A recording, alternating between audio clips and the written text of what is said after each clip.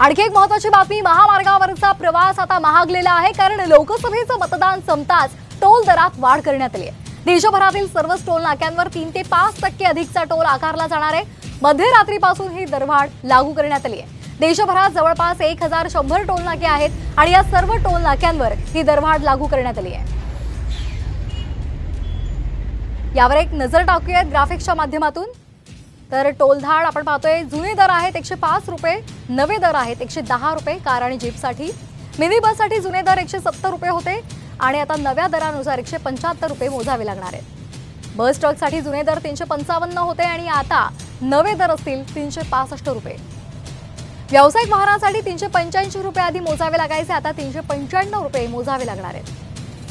4 ते 5 एक्सेल वाहनांसाठी 555 रुपये इतका जुना दर होता आणि आता त्यासाठी 570 रुपये मोजावे लागणार आहेत। मोठ्या आकाराच्या वाहनांसाठी 680 रुपये दर होता, आता तो 695 रुपये इतका झालाय।